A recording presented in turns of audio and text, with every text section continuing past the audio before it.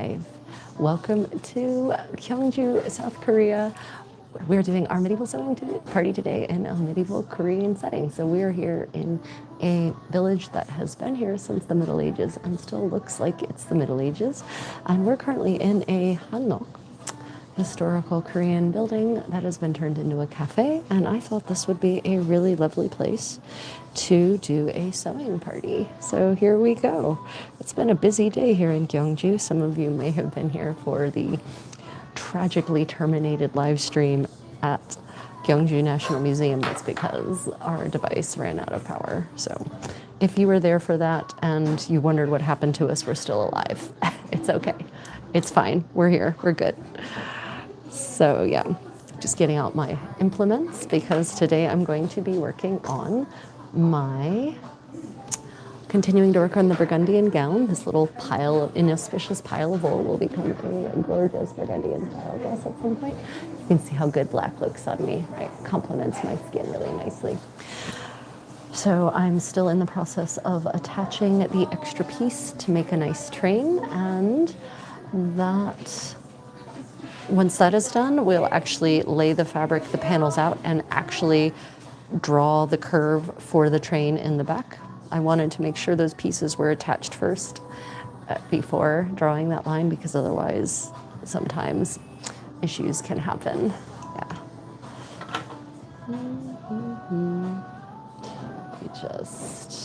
Yeah. Okay, there we go. Much better. And I am wearing my 19th century style hanbok. This was not supposed to be a 19th century style hanbok. It was supposed to be 17th century style. But unfortunately, when you commission hanbok in Korea, which I did, often the hanbok makers don't make what you want. They make what they think you should have or what they're comfortable with. So even though I specifically sent them pictures showing 17th century style hanbok,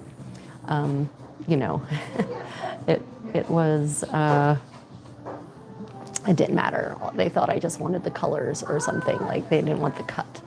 So yeah, I ended up with a 19th century style cut and a very high skirt, a very high chima. So I'm probably going to end up cutting this down and remaking it in the proper style. Yeah. So let's go ahead and break out the bit of fabric that I will be sewing, and then the needle, which is in the needle case, already threaded up and ready to go. So we've had an exciting day here in Gyeongju. We went to the Gyeongju National Museum, and actually our efforts were initially thwarted because we wanted to look at the golden crowns, but you have to get a ticket. And you can't buy them as such. You just have to kind of show up early enough to get the tickets. And so we're going to come back on a weekday, honestly, in the hopes that there will be, and no doubt true hopes, that there will be far fewer people vying for tickets and for space, and to actually see here, by the way, here's the needle case, and to actually see the crowns than if we go on a weekend. Today's a Sunday. Normally we avoid Gyeongju like the plague on a Sunday, but this is the only day this week that there was going to be gorgeous, almost spring-like weather. And so we couldn't resist that. That's an opportunity you just don't turn down. Seriously. So we braved the crowds here, and we were duly rewarded. Just we didn't get to see the coronets, but instead we ended up going to the Hall of Artifacts from Woljipan, from the 7th through 9th century pleasure palace that has been excavated and partially reconstructed here. And we were deeply rewarded with a number of amazing new artifacts, well, new to us, that we've never seen before anywhere, that really gave us a much better idea of daily life in the Sheila court.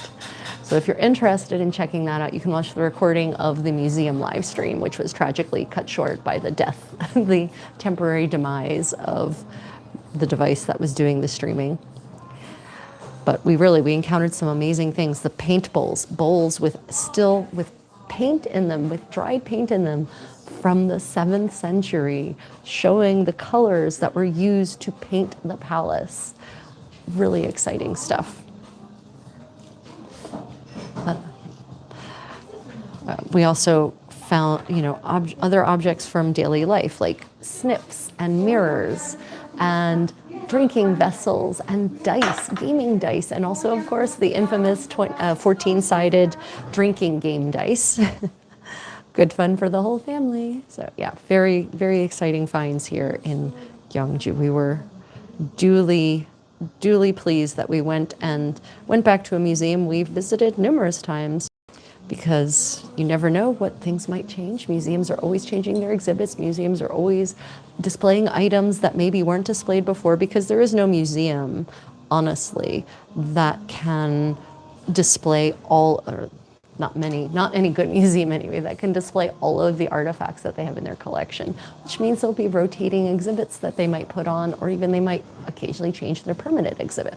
It's always worth going back. And very glad we went back, even though we didn't get to see the golden crowns of Sheila this time, but hopefully that will be forthcoming. If you're watching, just let me know if you can actually hear me. Sometimes the techno gremlins play havoc with our efforts to actually live stream. So what is everyone working on this evening? Do let me know. I'm always interested to hear about your projects. I am just whip stitching 2 panels of black wool together, because they will become one long panel for my new Burgundian gown. So hand stitching, of course, that means whip stitches. Because the good thing about wool, the wonderful thing about wool, is that it, fulled wool, like as this is a wonderful, silky, very finely woven fulled wool.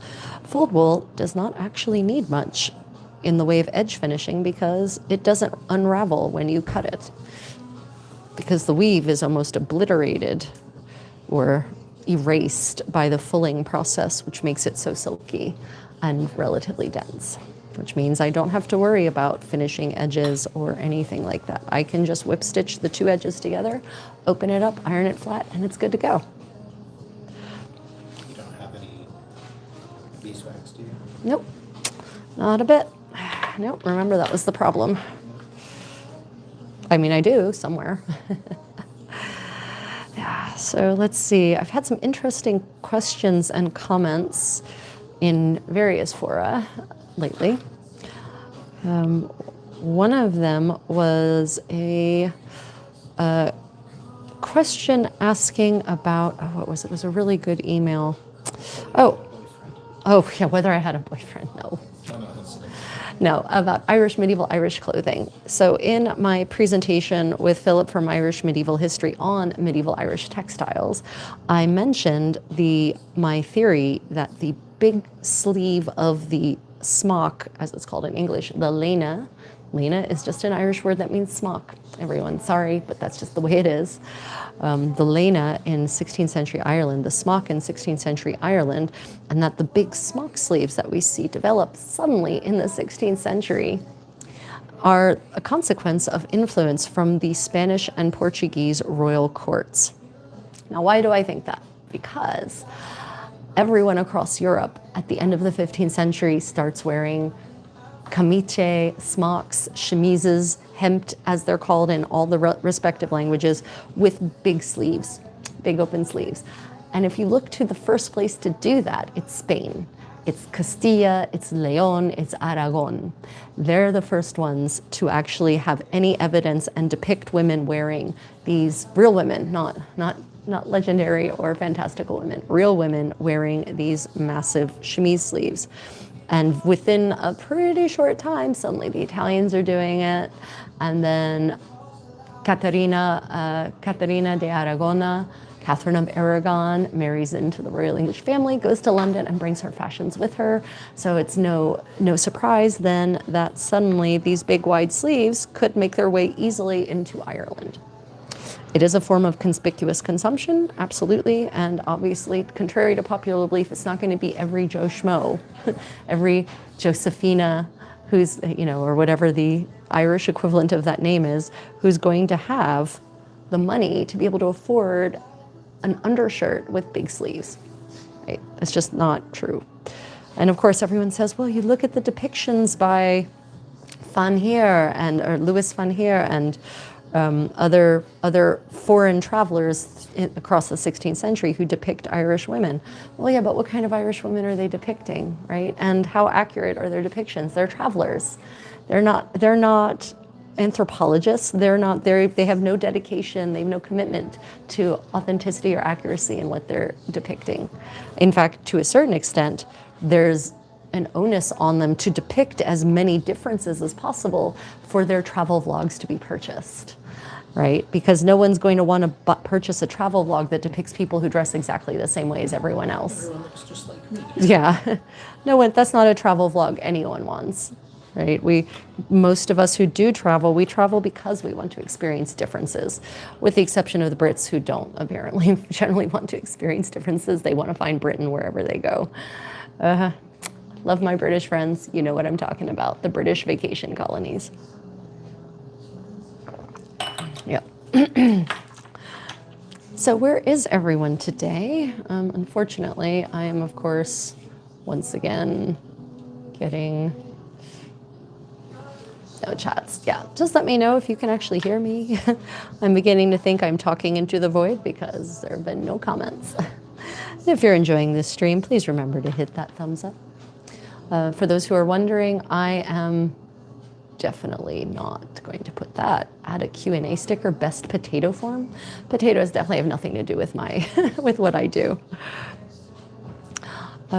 Someone asked me earlier today about this hanbok. This is a 19th century style hanbok, meaning the skirts are relatively high, the jogori is pretty short, but like early 19th century, not late 19th century. In the late 19th century, the chima, the skirts, are literally in the armpits, and the jogori go only to the armpits. I'm me right now, evidently. I didn't mean to be you. Am I me, though? I'm live streaming from the creative Contessa, right? Yeah, you're the right thing. Oh, okay, great. I'm gonna leave it though and become me. Yeah, that's a good idea. Is anyone out there working on any projects? If you have any questions about medieval culture, medieval life, whether it's European or Korean, I'm happy to answer them as much as I can. Oh, Minsuda, thank you, appreciate that. We're here in Gyeongju right now. Where are you currently? I am just working on this 15th century French gown. This new one that I'm making. I'm hoping to have it done relatively soon, actually. I don't actually have any particular goals for it, but I would just like to, I honestly need to rejuvenate my medieval wardrobe entirely. Ni hao, welcome. Thank you for joining us, our gray unknown. Are you in China, or are you just playing around with Chinese written with pinyin? Yeah, we've spent the day enjoying this gorgeous, unseasonably warm day here in Gyeongju, enjoying the foliage that remains on the rainbow maples and exploring some of the historic sites. We just did a live tour of the Gyeongju National Museum, learned a lot, saw a lot of new artifacts for us, so we've got to really widen our horizons when it comes to understanding early medieval Korean culture, the Shilla dynasty, what daily life was like for the royals. So many different artifacts were on display than we've ever seen before. It was really wonderful to go. Definitely worth visiting the museum again. We actually originally went to see the golden crowns of the Shilla dynasty, which for the first time in a century have been reunited on Korean soil. But unfortunately, one needs to arrive early and get tickets. Even though it's free, you still need to get tickets for the exhibit because it's limited admission, unsurprisingly, I guess. So we will be going back at a later date, sometime between now and February 22nd, when the exhibit ends. Abigail, welcome. Thank you for joining us. Are any of you working on any projects while I sit here sewing, or are you just enjoying watching me sew? It's perfectly fine to enjoy watching me sew. I know that for many people, watching other people get productive and creative is very relaxing, so no problem.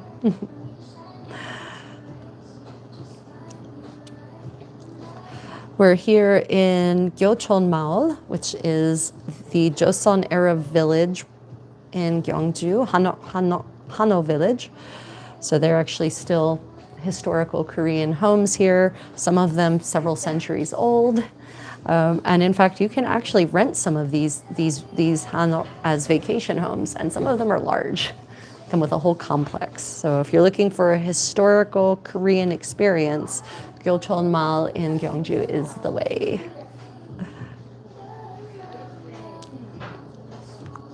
Unfortunately for you all, I'm working on black wool with black thread, which means you're not necessarily able to actually see what I'm doing per se. If any of you have questions about medieval culture, medieval history, Korean fashion, historical European fashion, just let me know. And welcome to the community for those who are new. Let's see, what other questions have we gotten lately in the comments under videos that were pretty good? Oh, I had someone comment on this channel. You can see I posted a short recently of people dancing at a medieval event set in the 15th century or 15th century focused event, and they're dancing in a ring. They're dancing in a circle, and the dance is called anello. And the comment was from someone from Italy who observed that she recognized the music, but that she basically didn't agree with the interpretation of the dance as it was being performed, because her interpretation of the choreography doesn't lead to that result.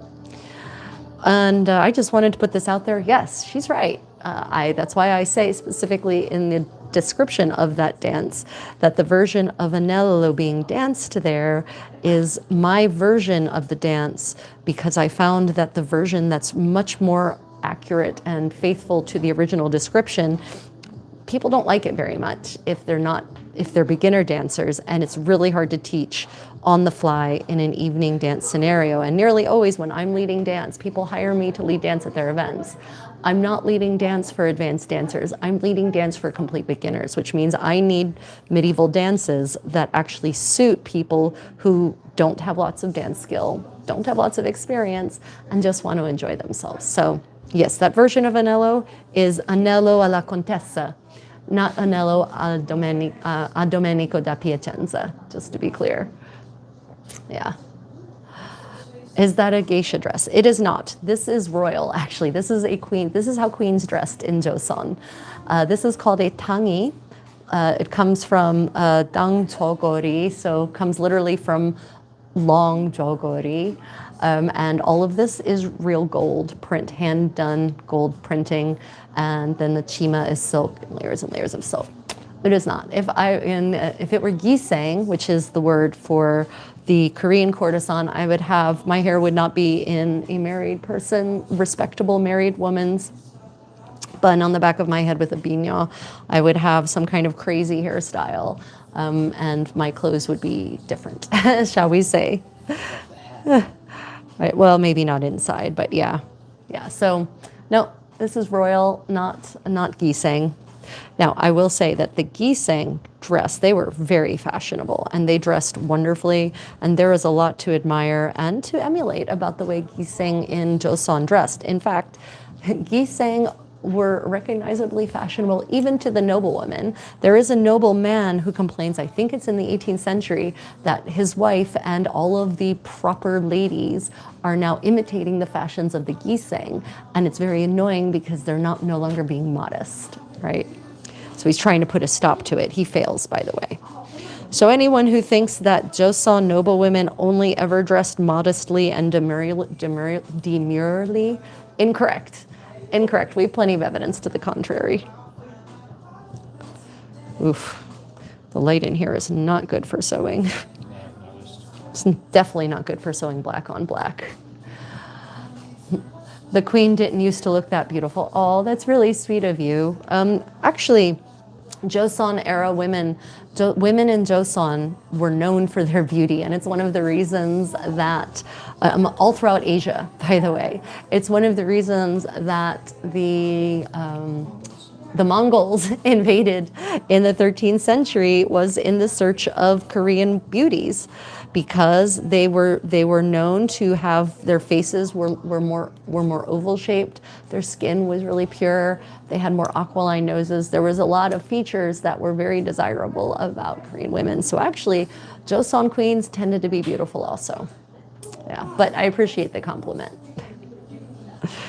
Yeah, the Joseon is a very interesting society, because, you know, when King Taejo takes over at the end of the 14th century, he introduces Neo-Confucianism as the state religion or the state philosophy, and that really sets Korea for a course for one long downfall, because Confucianism is very misogynist, it's very classist, and it's very conservative to the point of regressive. And the more the kings of Joseon sought to follow the tenets of Confucianism and to implement them into law, the more and more backwards and retrograde Joseon got. Lost its technology. They forbid the weaving of complex fabrics, so they forgot how to actually weave fabric properly, like good quality silks. Yeah, it was, and of course, the second you disenfranchise and 50% of your population, i.e. women, worse, then, you know, you're taking out an entire economic block of your economy. So, yeah. And of course, unfortunately, the tenets of Neo-Confucianism persist subconsciously almost to this day in Korea. People are fighting it. There are efforts to overcome it. Modern Korea is making progress, but it's hard to fight 600 years of a regressive philosophy like Confucianism.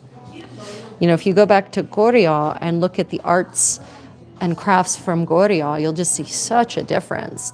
Joseon is all about simplicity and modesty. Colors vanish. Complex designs vanish. The more and it doesn't happen overnight. It's a process. It's a process. Yeomjin War kind of accelerates the process, but.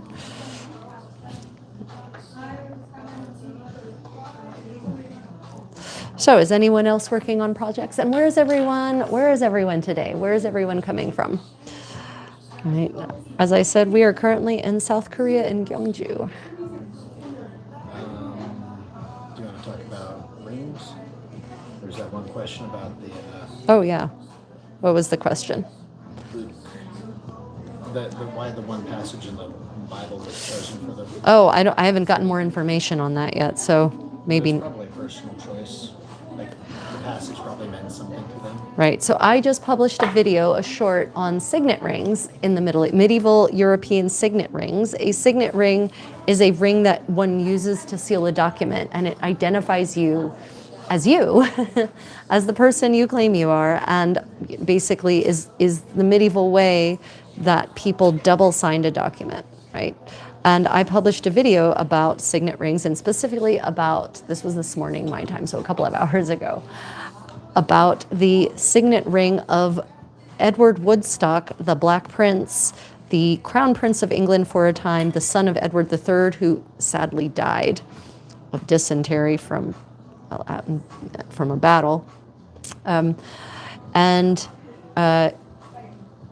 mention that the fact that his gorgeous signet ring, and his ring is stunning, is inscribed with an abbreviated, two abbreviated biblical passages. And one of them is John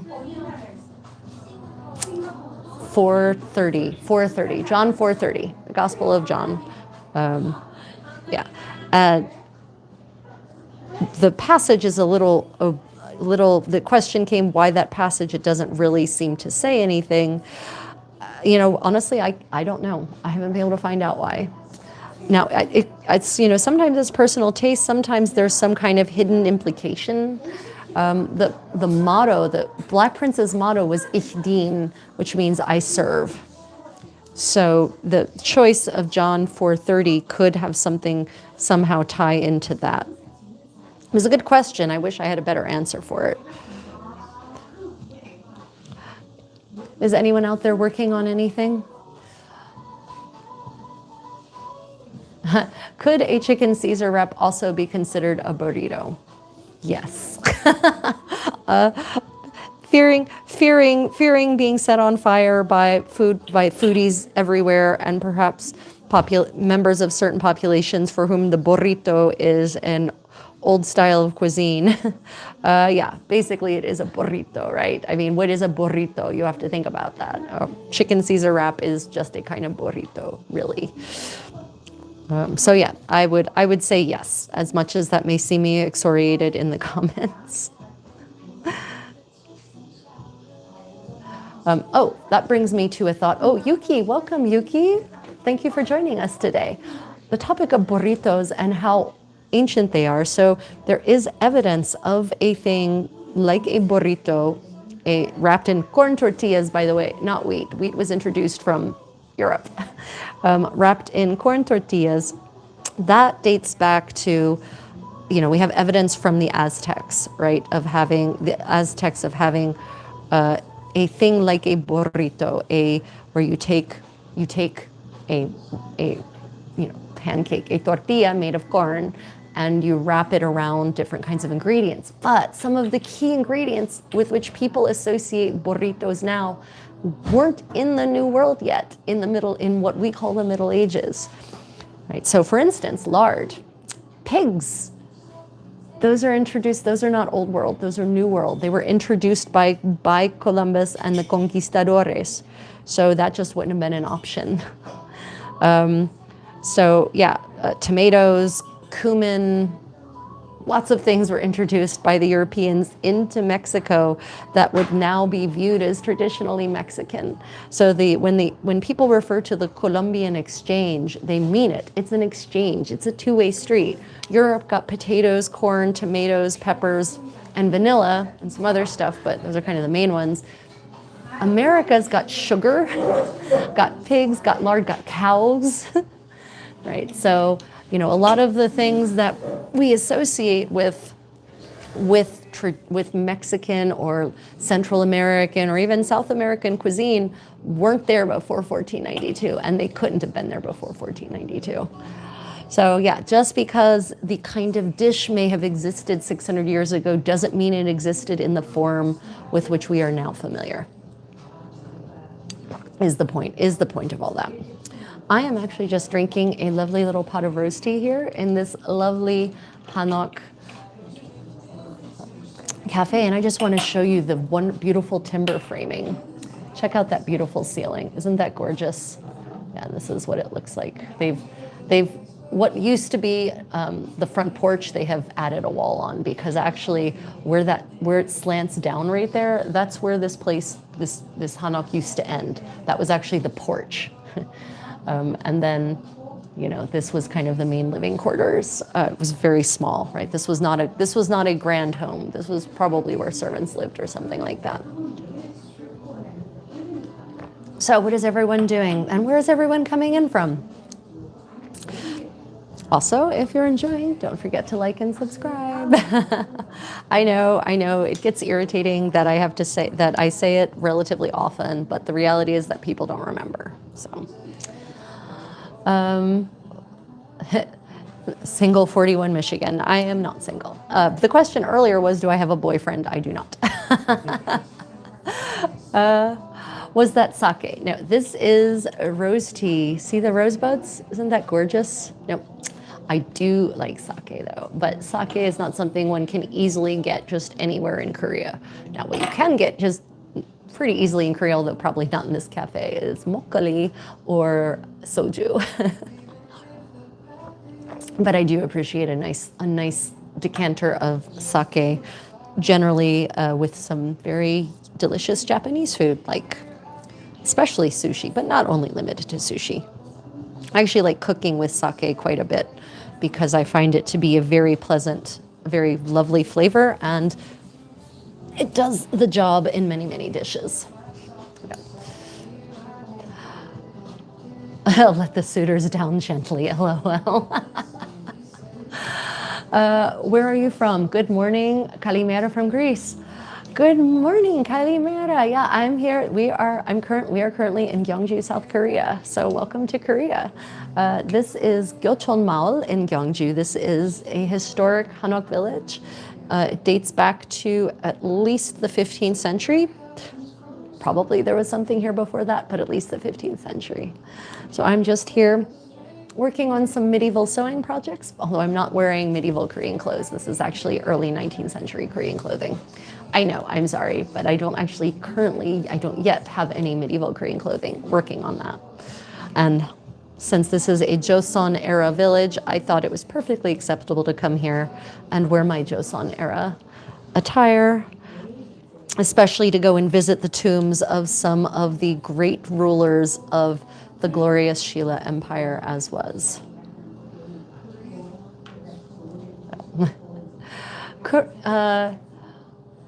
Corinne, bienvenue, peut-être? What do you do?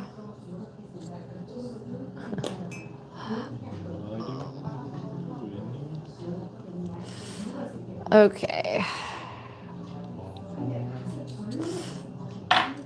Just in case you ever wondered what a medieval thread spool looks like, this is actually a replica of a 15th century thread spool.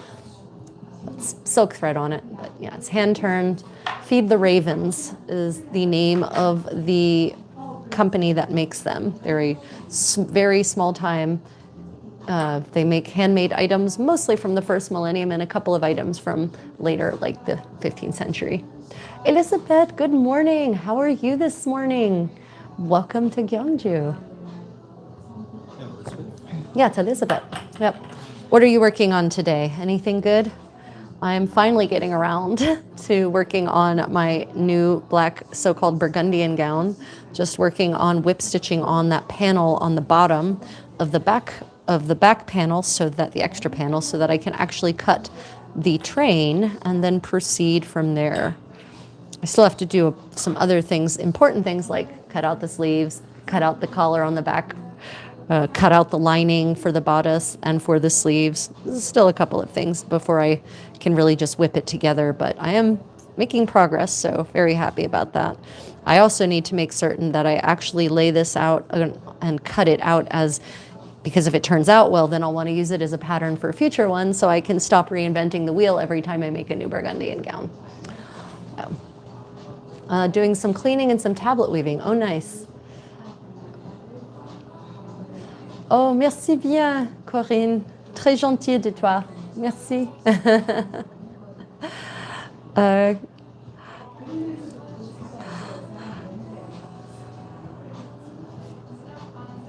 Appreciate that compliment. Yeah. So what are you tablet weaving, Elizabeth? Are you working on something for you or for someone else, the way you always seem to be doing?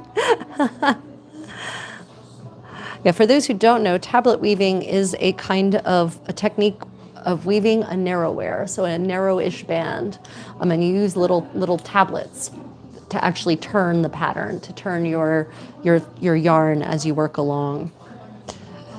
It's a very old technique. It's actually not hard. The basic tablet weaving is pretty simple, honestly. It's only once you start getting into complex patterns and brocading that it can go to the next level. Let me see. South Korea, Seoul, wow. I'm neither Korean nor Asian. Yeah, so we are in South Korea. We're in Gyeongju, not Seoul. Just so everyone knows, there is a Korea beyond Seoul. There are wonderful things to see outside of Seoul. Yeah, we are in Gyeongju. We are in Gyeocheonmal at the moment at one of our favorite little cafes here. I'm originally from the United States. I grew up in Delaware, born and raised in a little state called Delaware. Lovely little state, highly recommend it. Completely overlooked on the tourist front, especially on the historical tourism side. Lots of great Revolutionary War and colonial era architecture and history there. But I haven't lived in the United States with any kind of regularity really in the last 23 years. So yeah, currently in South Korea. And I consider Korea to be one of my second homes. Love the culture, love the history, love the historical culture, love to see how Korea is growing and developing and improving itself.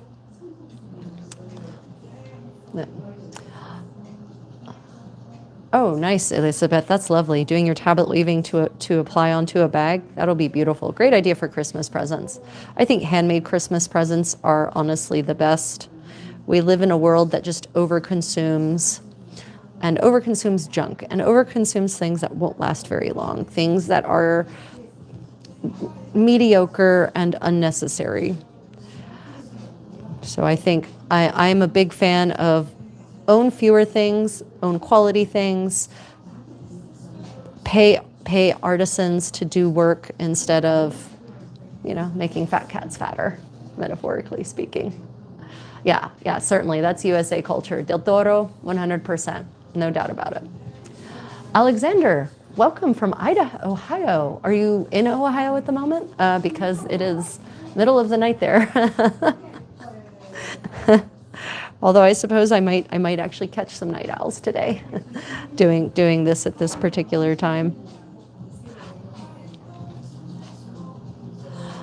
Yeah, the culture of the United States has unfortunately been brainwashed into being very consumerist. It's an unfortunate reality. I will not contend that, especially, right now, especially because we literally are in the middle of the Black Friday weekend where everyone is going out and spending, lots of money on a lot of junk for the most part because they've been brainwashed into believing that they have to buy everyone presents for Christmas. It's kind of sad, honestly. Yeah. Tennessee, welcome. Tennessee, lovely. Tennessee is actually beautiful. I know. Yeah, Tennessee is gorgeous. It really is. Australia, nice. Welcome, Gary. Jacqueline, nice to see you. Oh, Alexander, I'm sorry. Well, maybe I can provide some gentle ASMR style commentary for you to kind of drift away and dream about medieval things. Joni from Scotland. I'm doing very well. How are you today? Ooh, Mongolia, awesome. I was just there. We love, okay, so we've touched down in Mongolia a couple of times, and it is really, especially from Korea, it's easy to get to. I really want to go and stay with a family on the steppes in Mongolia. I ride horses, and I grew up working on a farm, and I love doing farm work, and I love wrangling horses, and I love doing handcrafts, and I love, that kind of life. So I really want to go and stay with a family for a week or 2 or 3 on the steppes and do the thing, like experience the Mongolian nomadic lifestyle for real. Not this luxury bullshit that you see advertised. I mean the real thing. And yes, of course, I want historical Mongolian clothing is awesome. When clothing from the height of the Mongol Empire, great stuff. Mexico City. Yeah, exactly. So I've flown over Mongolia. We touched down and it was beautiful, but we also flew over it, of course, and it's stunning. It is such a gorgeous, peaceful, majestic landscape that looks very different from most other places I've ever seen in my life. Let's see. San Francisco. So live in South Korea from 2002. No, but I haven't lived in the U.S. very much since 2002. I spent a lot of time studying abroad, Spain, France, Germany. Then I got a job in Germany and lived there for 12 years. Then I moved to Korea. Then I had a brief stint back in the U.S., then back to Korea, then a brief stint back in the U.S., then back to Korea. So, yeah. So not in Korea since 2002, but in the last 11 years, I've spent a bunch of them here. Yeah. Riaran, welcome. Because you missed a bunch of Oh, I did? Okay, yeah, okay. Prey Station is from San Francisco. Ooh, welcome. Prey Station. Welcome. San Francisco is a beautiful city. It's one of the places I could happily live in the U.S. if I got to live downtown, of course. Chaco, your little brother, is Mexico City. Ooh, Ciudad de Mexico. Choco, bienvenido. Hola Canaria says you look like the Korean actress Dong Mi. Oh, thank you. Who is that? I don't know who Dong Mi is. No, the name. Hola Canaria. Hola Canaria. Gracias. Amable de ti. Jacqueline Henry says hi again. She's the one from Tennessee, I believe. What is everyone working on? Is anyone working on anything, or are you just enjoying watching me work? And if you have questions about medieval culture or medieval history, oh, thank you for that gift, Jacqueline. Appreciated. I don't know. Oh, they're flowers. Thank you. Appreciate that. They're lovely. If you have any questions about medieval culture, about medieval crafts, medieval dance, medieval music, medieval history, pop them into the chat, and if they fall within my purview, I will answer them to the best of my ability. Also, I know a lot about European or Korean history and culture also. I'm sorry, what, Hanson? Alexander, if you haven't seen his comment, it was beneath, I did not. above Jacqueline's bouquet. Oh, there it is. Just drew my bouquet. Yeah, Korea is, I will say, Korea is really beautiful. And if you want to see more Korea-specific content, I have a travel channel, Travels with the Creative Contessa. We did a walking tour earlier today. There's a bunch of lots of Korea content, and Japan actually, on my Travels with the Creative Contessa channel. So if you'd like to see more of what's that like, I've covered it extensively on Travels with the Creative Contessa.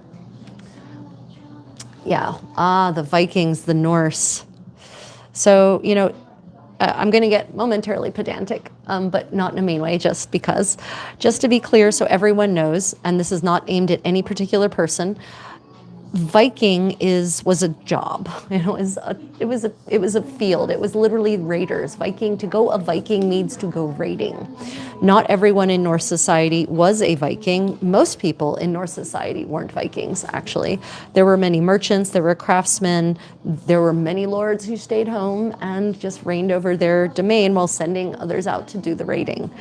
And so in the so-called Viking era, the raiding actually stops relatively early for what people call the Viking era. It's only like the first 100 years that is actually Viking, and then everything after that is just sort of this Norse Scandinavian sphere of influence, economy, booming economy that forms as a result of all these colonies that various Norse peoples set up from Constantinople all the way to Greenland and Newfoundland, actually Canada, if you really think about it. So yeah, the Norse are certainly very interesting, the way they interacted with the rest of first millennium European society, the way they spread the cultural interchange that they fostered in terms of arts and crafts.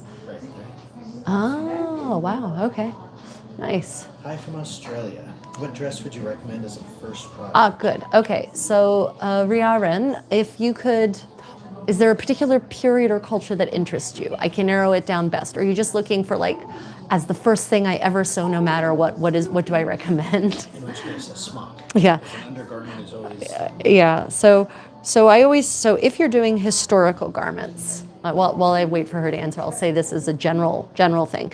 If you're making historical garments, always make the underlayers first, because the overlayers need to fit over the underlayers. And generally, with the exception of a pair of bodies, or what later becomes called a corset, the underlayers are simpler than the overlayers, generally.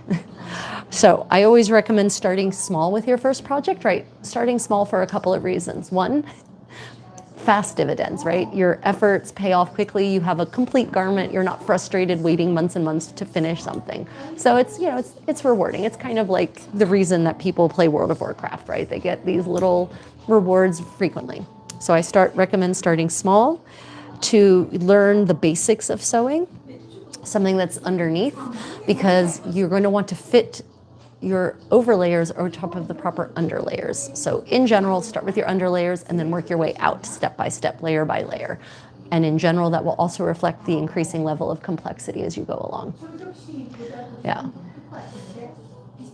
Let me see. I'd love to learn about Scottish history during that time frame. So Jacqueline, I actually do know a fair bit about Scottish culture and specifically Scottish clothing. I've been doing a lot of research on medieval Scottish clothing lately, especially in the 14th and 15th century. And there is definitely a divide between the Highlands and the Lowlands, culturally speaking. So, yes? Oh. I do stem cell treatment for restoring vision loss to age-related macular degeneration. Ooh. It's been safe in the first year of clinic. Ooh, yay. That's good. Good news on that front. Medieval to early Renaissance. And yeah, Riaran, 100%. Start with the smock, which is the linen layer that goes against your skin. Start with braize. start with hosen, right? Those are the layers you should start with. 100%. Yep, absolutely. That'll get you going. That is definitely. You will appreciate that advice later. Yeah. So Jacqueline, do you have any more specific questions? In the lowlands in Scotland, it seems the lowlands of Scotland were very interconnected with the rest of Europe, economically speaking. There have been excavations done in Glasgow, for instance, of 14th century layers, archaeological layers, that have excavated textiles that are imported from the continent, right? And those ended up in the middens and the trash layers, basically. So we know that, average middle class people had access to these goods and were wearing them, right? So the general idea is that what people are wearing in, say, 14th century Glasgow is more or less, and the few effigies that have survived the horrible iconoclasm brought about by the Reformation. Fuck you, Reformation, I hate you so much. Excuse my language. The few effigies and the little bit of art that has survived attest to the fact that the Lowland Scots and even the Highland Scots weren't really dressing very differently than everyone else in terms of how the garments looked. Now, where the Highland Scots do seem to be doing something different is the men. There are a lot of references from the 16th century especially, and I think some 15th century, to red shanks, to their legs being red because they weren't wearing hosen, the men, and their legs were bare, and they're walking around in the cold and their skin's getting red. So it seems that while the Highland Scottish men were wearing tunics, many of them were rolling their hosen down so that they're, for whatever reason. For whatever reason, yeah. Hot as hell here. Is it really in Glasgow? Hot as hell? I somehow doubt that. What kinds of warm thing could be worn with a Burgundian gown? It leaves the décolleté so bare generally. Yes, and that is why, as the 15th century wears on, and as the Little Ice Age gains in ferocity, they actually develop this thing that in German is called a gola, and is called a gorgière. It's called a gorgière in French. And it's like a little black capelet that literally goes up to like the chin in some cases, and covers exactly the décolleté. And the good thing about this gorgière, if you start looking at 15 illuminations of women in the last quarter of the 15th century, and if you start looking at portraits, look for it. Look for the black that's sometimes like here in strips even. Right, that's the gorgière. And the nice thing about the gorgière is that it fills in what some people might call a partlet, but it wasn't called that in French, or even in English in this era, I don't think. The nice thing about this gorgière is that it allows you complete mobility. It doesn't add a bulky extra layer over top of everything else. It just protects the part that is exposed because everything else is perfectly warm, because Burgundian gowns in this era, this thing that I'm making, during the winter, they got a fur lining. In the middle to upper classes, a fur lining was added. And if not a fur lining, then a wool lining was added in the lower classes. So yeah, the dress itself was warm, perfectly warm, even when it's cold. It's just that exposed skin, the décolleté, as you say, the décolletage, that would be covered by this gorgière.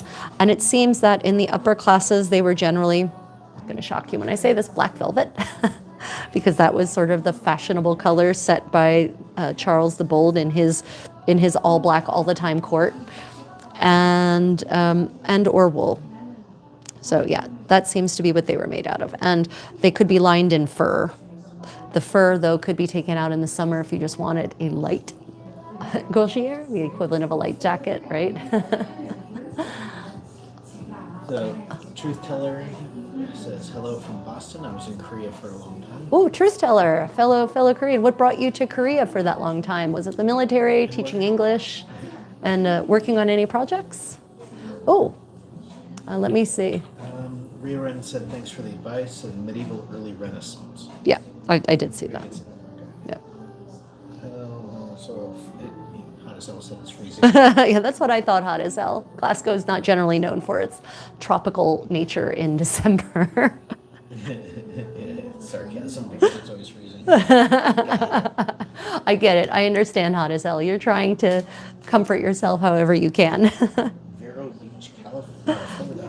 Oh, Florida. Nice. What's it like there in Florida right now in Vero Beach?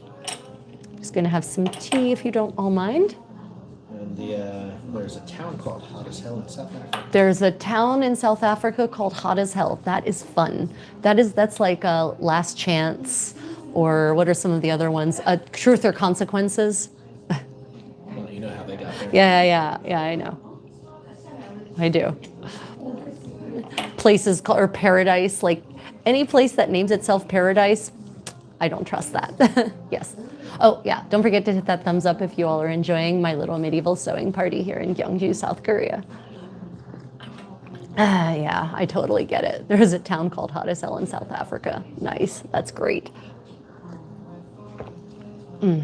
Yeah. So what are some of my favorite tongue-in-cheek place names? No Hope. There's a town called No Hope. I don't remember where that was, but I remember driving through it and thinking, well, nice of them. Truth in advertising. How charming. Oh, my goodness. Is anyone working on any creative projects by any chance? Do you have a meeting with Elizabeth right now? I don't think so. Elizabeth, do we have a meeting now? You have something scheduled here. Just came up on my calendar. Huh. Elizabeth, do we have a meeting now? If so, I apologize. What does it say? What is Meeting with Elizabeth? meeting with Elizabeth? Let me know. You got 10 minutes. I've got 10 minutes until my meeting with Elizabeth.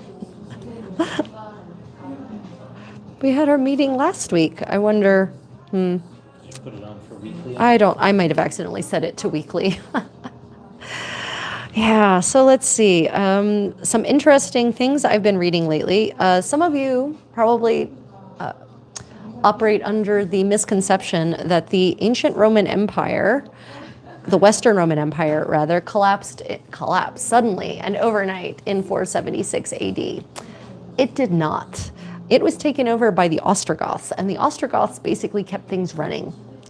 What ended Roman civilization, Western Roman civilization, and brought all of the Roman technology to a screeching halt was the Justinian plague of the late 6th century, and it lasted, and there were continuous outbreaks, what I just learned today, for the next 150 years to 200 years after the initial outbreak. So it's this really weird thing that in our history classes, no one learns about the Justinian plague. 90% of Europe dies in the Justinian plague. 90%, 90. So when you have a 90% loss in your population, then you have a loss in the ability to maintain technology. And that's when the baths stopped running, the aqueducts stopped running. That's when the sewer system stopped being maintained, right? That is actually the end of Western Roman civilization. And it impacted the Eastern Roman Empire as well, because it's called the Justinian plague for a reason. And I was reading that scientists have been examining skeletons across Europe into Africa and Asia, and they have found the strains for the Justinian plague all the way down to like past Luxor along the Nile. They found it in the Middle East, and they found it into like Kazakhstan and all the way up to England. So that's how far widespread this plague was. And based on the records, it does seem to have been some kind of bubonic plague, because the chroniclers of the time described the bulbos, the pus, the black pussy bulbos that resulted. I know, you're welcome to my medieval sewing party, where we talk about all kinds of things, including the most disgusting diseases. So it seems to definitely be some kind of pestis ursinus kind of infection, but once they actually started testing the DNA of the virus from these bones, they found it was different than the strain, significantly different than the strain from the Middle Ages. But yeah, it's the Justinian plague that brought the actual Western Roman civilization to a halt. I think it was 576 was the last time the ancient Roman Senate actually met. Any Senate that meets after that is no longer the ancient Roman Senate. It's kind of a reconvening of the Senate after a significant break. Okay, other things I've missed. Okay, Elizabeth, thank you. Good to know. you not have one? Did you? No, we don't. We don't. She said, no, we don't have one planned today. I probably set it up to accidentally being a recurring meeting. What? Could you tell me what else, other comments? No, because all the comments were.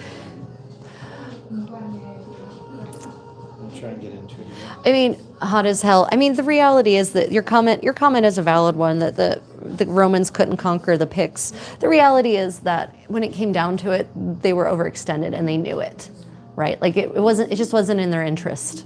And they realized that. And so they just built a wall. But the wall was porous, right? The wall didn't keep anyone out based on the records. The new research is coming out about that too.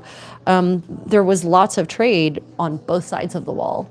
So the wall was probably more about taxes, actually, than about keeping a hostile population out.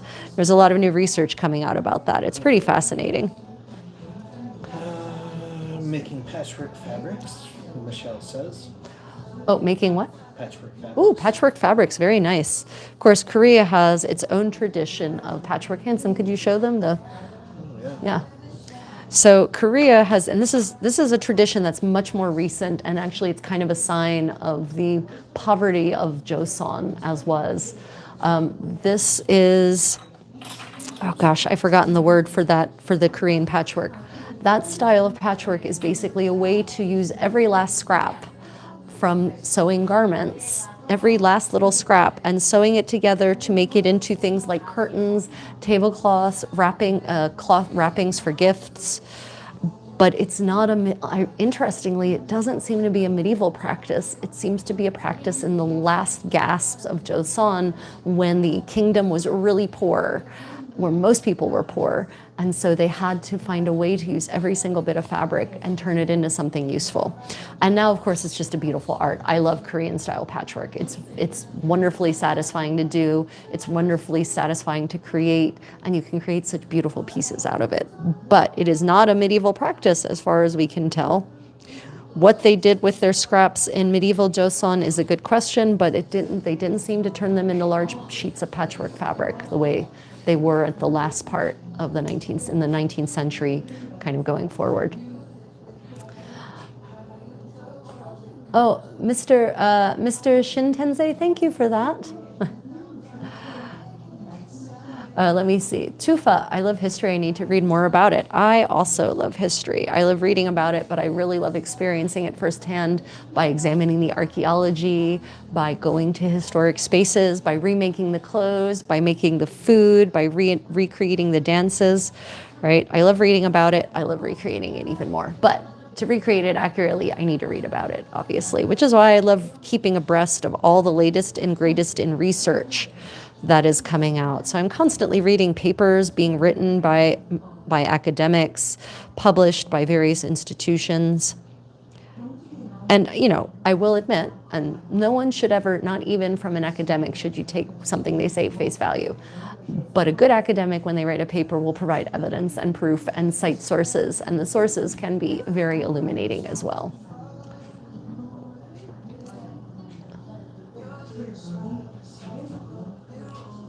Yeah, I have no idea. Wally Winkler, I have no idea what an alpha kidney person is. Have I ever tried wood lathing? I have not personally tried wood lathing, but I have several friends who have rebuilt medieval foot-driven wood lathes and have watched them work, and it is so impressive. In fact, I have an example of medieval wood lathing right here. This is a replica 15th century. This is a replica 15th century spool of thread. You can see the beautiful lathing around the top there, lathed all the way down, and then there as well, right? So yeah, I do have friends who do medieval wood lathing on reconstructed medieval foot-driven wooden lathes. So yeah, I have seen it in action. I haven't tried it myself, but I have great admiration for the art. And I do love my lathed wooden objects. I used to have a lathe. I made all kinds of nonsense. Wally Winker, like what? Like what kind of cool things did you make? Or was it really just nonsense? I mean, I'm interested in the nonsense part too, of course. Creativity does not necessarily have to be functional. Functional is nice and great, but you know, there's more to life than functionality. Did I miss any other comments, Handsome? Oh, how did the repair go? Oh, No, got it in there. Did you end up having to use a thicker needle, or was I that did fine? use it. You did use The it. holes were much larger than I. Oh, okay. Well, that's good. That's great. Yeah, is anyone else working on anything right now? Let's see. What else have I read that I've talked about lately, Handsome? I don't know about red. Oh, what's the? I said there was an upcoming exhibit. Right? Oh, Van Eyck, right? That's right. right. All his portraits or something. Right. Together. Could you look up the details on that while I start talking about it? Right. So the National Gallery of London next year, 2026, like a year from now almost, is hosting a special exhibit on Flemish master Jan van Eyck, and I think they're going to be bringing together all of his known portraits that are not, in secret scroll collections or in the Nazi salt mines, right? All of them that are available. All of them that are available. That are known. That are known, right? And again, I will reemphasize, not the ones that are hidden still in the salt mines from World War II. So there's going to be a massive collection of Jan van Eyck's art. And 6. There's only 6. What? 6 pieces? That's it? There's only 6 portraits. Oh, just his portraits. Because he did lots of altar pieces. Yeah, he did lots of other things. Oh, is it really just his portraits? That's not exciting. Portraits. Okay. I thought it was 6, but I'm reading the wrong. He's done more works. Anyway, Jan van Eyck's work, National Gallery of London. Next year, check out the National Gallery's website to get the dates and the details. But if any of you, 9. Apparently 9 of his portraits will be there. I'm hoping all 9 of them, right? Many of his other works, because he's got altar pieces. Making up half of his surviving works worldwide. Right. So apparently there are 18 known pieces that have survived from Jan van Eyck. 9 are portraits, and they will all be together for the first time, possibly ever, because no doubt as he painted them, they went to their owners, and so maybe none of them ever saw the same space.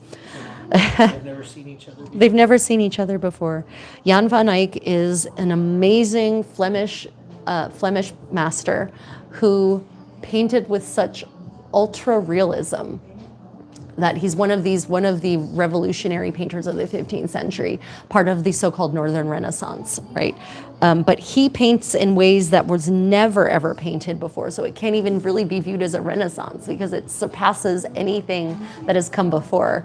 They are the Flemish masters are the ones who depict things in such levels of detail that you can see individual threads in the weave of the fabric of the clothes that people are wearing, right? So yeah, seeing Jan van Eyck's portraits all in one place, that could almost be worth a trip to London. Well, I mean, I would do other things if I went to England, but would definitely be worth a trip to London for certain if I were already in England.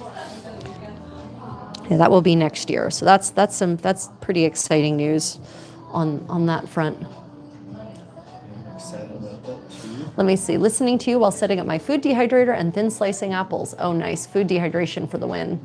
Oh, thank you for that floating heart. Really appreciate that. Can I play Smooth Criminal? I cannot. Nor can my condottiero. He does not have his lute here with him today, so he couldn't play anything anyway. Hello, I've just happened on your stream. Could you tell me where and which time period you're dealing with? Thank you. Okay, so generally, what I'm dressed in now, this is actually 19th century Joseon, 19th century Korea. That's because I'm in a Joseon era village right now. My focus is generally 15th century, and I kind of like all of the 15th century from Korea to, the New World. But my focus mostly these days is Franco-Burgundian and Italian 15th century. And I am interested in all aspects: clothing, crafts, food, dance, music, games, pastimes, daily life. I'm interested in all of it to really get as full a picture as possible. So that is generally my focus. And what the clothes you're seeing me in now, I didn't make, I commissioned. I bought these from a professional hanbok maker here in Daegu. And if any of you are interested in commissioning someone else, a Korean hanbok maker, to make you hanbok, ask me first and let me give you some advice, because I don't think I know anyone who asked for a special hanbok, something that wasn't just the run-of-the-mill, whatever you can see in the hanbok catalogs, that actually got what they wanted. Not me, not me either. Never. Every hanbo I've commissioned has not been, something big usually has been not quite right. Yeah. Why am I in Gyeocheonmal? We came to Gyeongju today because it was a gorgeous day. You know, we're at the end of autumn here, and we're coming into a time when it's about to get cold and dry and bitter. And so temperatures were in the upper teens centigrade or the upper 60s Fahrenheit, which means beautiful sunny day. We wanted to get out and explore and be here in Gyeongju, which is a beautiful place to go in Korea in autumn when you want to walk around outdoors, because it's a very big outdoor museum. And the village here, Gyeocheonmal, dates more or less from the 15th century, even though Gyeongju itself was the capital of the Shilla Empire in the first millennium. So, no, I think we're good. I think we probably shouldn't don't get any more tea, unless you're just going to get more hot water. I was contemplating. Yeah. No. Yeah, so that's why we're here today. We were actually going, if you go to my Travels with the Creative Contessa channel, you can check out the recording of the live stream walk we did through a bunch of the historic sites here. And we went through some of the tombs, into one of the tombs reconstructed. We went over to the Pleasure Palace that dates to the first millennium, that's sort of 7th through 9th century. And then on this channel, we did a live stream tour of the Gyeongju National Museum, their exhibit of the artifacts from the Pleasure Palace, but we were originally going to go see the 5 gold crowns of the Shilla Empire, the Shilla dynasty, that have finally been reunited in Korea for the first time in over 100 years. Unfortunately, we discovered once we arrived that we would had to have arrived way earlier and gotten tickets. I should have guessed that, though. I don't know. I wasn't thinking clearly, because I'm a savvy seasoned traveler and I'm a savvy seasoned museum goer, and I should have known that they would require special tickets, because if there's one thing Koreans have always loved, it's bling. And going to go and see golden crowns that people have never seen before is certain to attract a very large percentage of the population. Yeah. I am a happy woman. I am generally a very happy person, in fact. Very lucky in general. Was there any knitting craft or equivalent in Korea? Yeah, so in Korea they did finger loop braiding. We have no evidence of knitting, 0 evidence of knitting.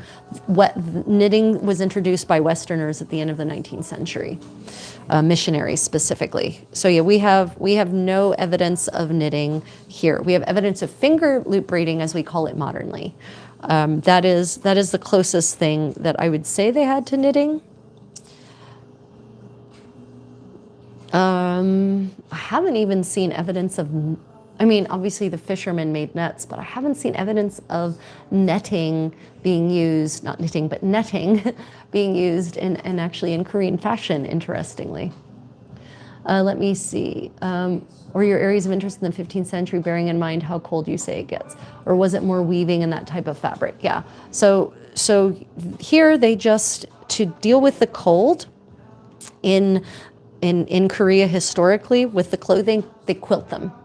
Quilting is what they do here, not patchwork, but quilting. So they will just multiple, 2 or 3 layers of fabric with cotton batting in between the layers. So they will make a quilted top layer, and then they wear lots of layers. Like I'm actually wearing like 3 layers, 4 layers right now, right? I'm wearing a doksam, which is an undershirt. I'm wearing a dogori here, and then I'm wearing my tangi on top of that. And this is all summer weight, right? So to deal with the cold, they layered up. And the top layer, they made quilted top layers for the cold weather, is generally how they dealt with the cold, rather than, knit sweaters or something. And it's the same thing for medieval Europe, by the way. Knitting, there is no evidence, or very, very, not really any solid evidence in Western Europe of before the 16th century of knitting being used to make upper body garments. Knitting starts to be used the first application seems to be stockings, in like 0 AD in the ancient Roman Empire, specifically in Egypt. And that seems to eventually make its way to the Iberian Peninsula. And then from the Iberian Peninsula, at the end of the 15th century, knit stockings make their way into the rest of Europe. In the 14th century, there's evidence of knit items in Europe, such as pouches, in, say, France and Italy, and I think England maybe. But other than that, nothing seems to be knit outside of the Iberian Peninsula. The Iberian Peninsula is always the exception. So in the 12th and 13th centuries in the Iberian Peninsula, we have knit caps, we have knit pillowcases, all kinds of knit garments. But even still, there doesn't seem to be very much evidence, or any evidence that I've seen, of fully knit upper garments. And I don't know why that is. Because then suddenly in the 16th century, suddenly everyone's like, oh, we can knit stockings, and for all of us, and we can knit hats, and we can, by the end of the 16th century, I think it's the first time I've seen a knit upper garment. But in the early 16th century, there's a beautiful pair of really well-preserved silk knit Pluderhosen from Saxony, I think. They're gorgeous, men's Pluderhosen. Yeah, but yeah, so it's really weird how for a long time knitting doesn't seem to be used for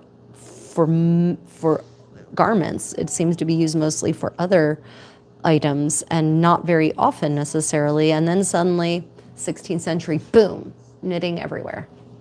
Yeah. Let me see. Oh, Shellback Bow, lovely to see you. 8 more minutes. Gold on blue is great color. Thank you. Yeah, and these are definitely royal colors. And this is not machine done. This gold stamping isn't machine done. It was hand done. Yeah, let's see. I'm in shorts still. Throw on a sweatshirt in this weather. Yeah, it's a beautiful day today here. It really was. Upper teens, lower 20s here. It was gorgeous. Centigrade. Jana, you're welcome.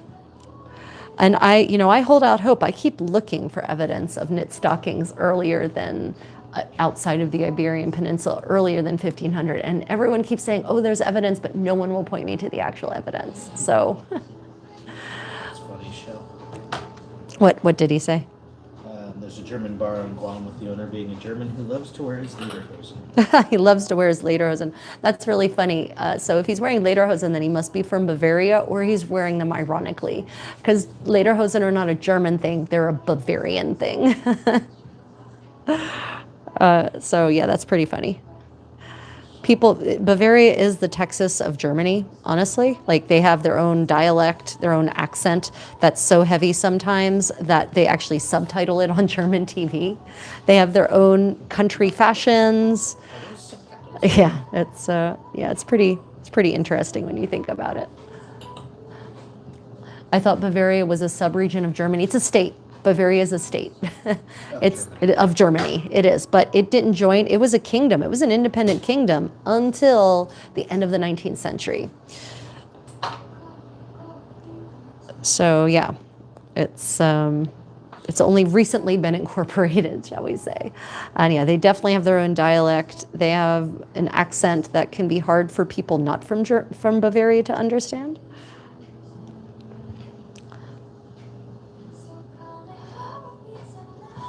Yeah, it would be like, so, say someone from Frankfurt wearing lederhosen would be like someone from Manhattan wearing a cowboy hat. Let me put it in perspective for you. Or cowboy boots or something like that. Yeah. It happens. But we still make fun. It happens, but they get made fun of.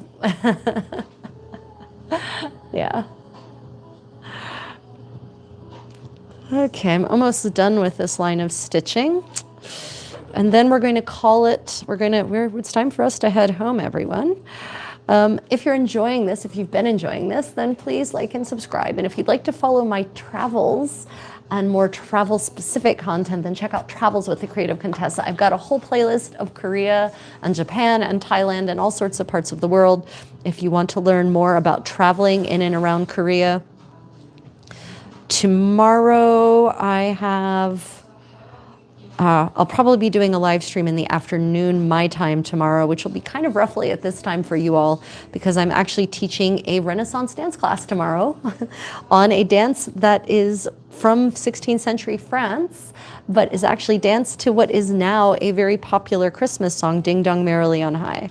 So we will actually be suiting up in our 15th century clothing, and we will be dancing, and probably because we'll already be in our 15th century clothing, we might even do some kind of like live stream dance practice. Tomorrow might be tomorrow's live stream. That kind of makes sense, especially if the weather's still decent. Then we can go down to the river and have some fun or go to the cathedral and have some fun. That sounds dirty, but that's not how I meant it. So I'd like to just thank all of the panel members. I'd like to thank my patrons on Patreon. I'd like to thank all of you who gave me gifts, who gave me super chats today. I'd like to thank those of you who are part of my community and hit the thumbs up and leave comments and ask good questions and just generally are part of the community. For those who are just joining, welcome to the community. I'm getting back into my daily live streaming rhythm. So if you've enjoyed this, then definitely come back for more. Yeah. Otherwise, everyone, until next time, I'll give some any last questions or comments before I hit because there's a bit of a lag before I hit the end stream button. Just let me know. I'm just going to finish up this line of stitching.